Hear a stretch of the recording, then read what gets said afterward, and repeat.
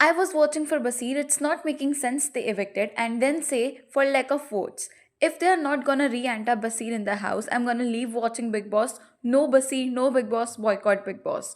Obviously it was unfair. Big boss को पता था बसीर अली ट्रॉफी ले जाएगा, इसलिए बिग बॉस ने इतने स्ट्रॉन्ग कंटेस्टेंट को इवेट कर दिया क्योंकि बिग बॉस का पहले से ही प्लान था गौरव खन्ना को जिताने का। तो ऐसे बेकार शो को हम बिल्कुल नहीं देखना चाहेंगे। Hello everyone, welcome back to The Gossiper. In this video, we are going to talk about Basir Ali's unfair eviction in the Big Boss. So recently, Basir Ali Big Boss के घर से नेहल के साथ evict हो गए, but उनके eviction को देखकर fans and Basir himself is shocked. Even housemates भी शॉक में थे बिकॉज बसीर एक स्ट्रॉन्ग कंटेस्टेंट थे एंड उनको रियलिटी शो का भी एक्सपीरियंस है। बसीर ने 2017 में एमटीवी के पॉपुलर शो रोडीज में पार्टिसिपेट करा जिसमें वो रनर अप रहे हैं एंड फिर उन्होंने एमटीवी के स्प्लिट्सविला शो में भी पार्टिसिपेट किया एंड वो स्प्लिट्सविला के विनर थे। आफ्टर विच उन्होंने कुंडली भाग्य में काम किया एज शौर्य लूथरा एंड फिर उन्होंने बिग बॉस 19 में पार्टिसिपेट किया।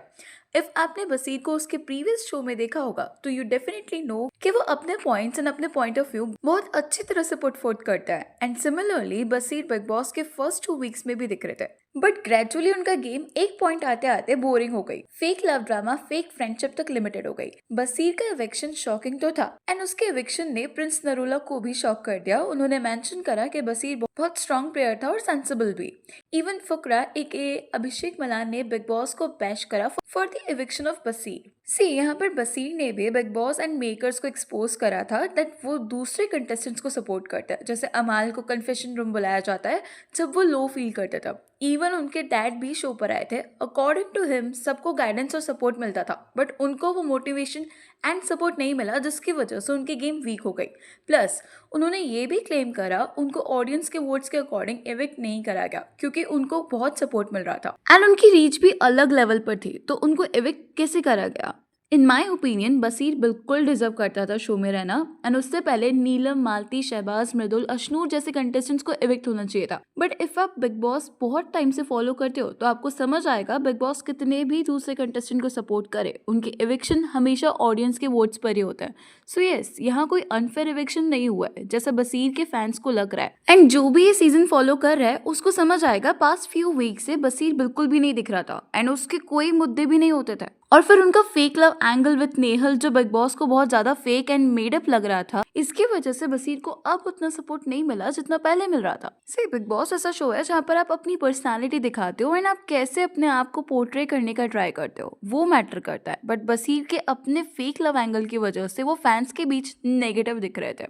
बसीर ने फरहाना के साथ भी फ्लर्ट करा था शो में जो फैंस को काफी पसंद आ रहा था क्योंकि उनका बॉन्डिंग मेडअप या फेक नहीं लग रहा था। एंड बसीर के ग्रुप की बात करें तो बसीर के साथ जिशान अमाल एंड शहबाज उनके ग्रुप का पार्ट है जहाँ पर बसीर बात करते थे सही मुद्दों पर आवाज उठाने की बट जब उनका ग्रुप दूसरे कंटेस्टेंट्स को बुली करता तब बसीर चुप हो जाते थे जिससे उनकी हिपोक्रेसी साफ दिखती है एंड इसकी वजह से फैंस भी उनसे खुश नहीं थे।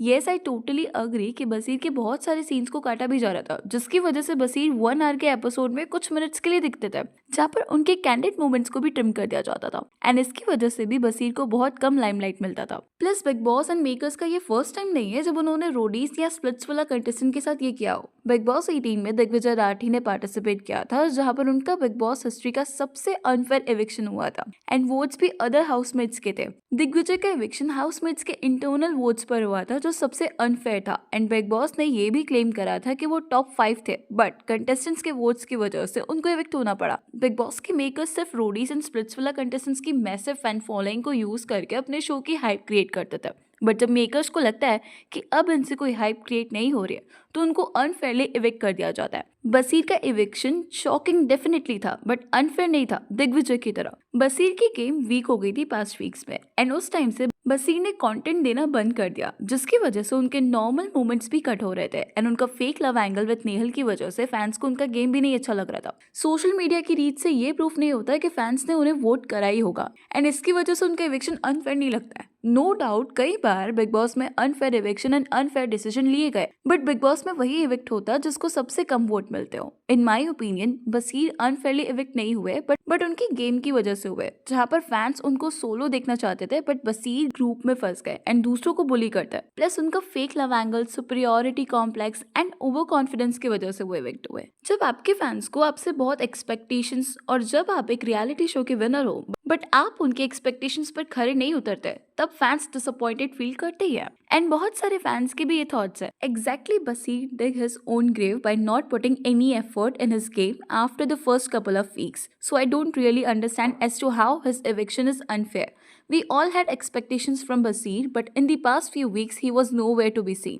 Whenever he was seen, he was taking justified stand for people. He was never in a good light with Nehal. The move with Nehal actually made his ship to sink much more easier.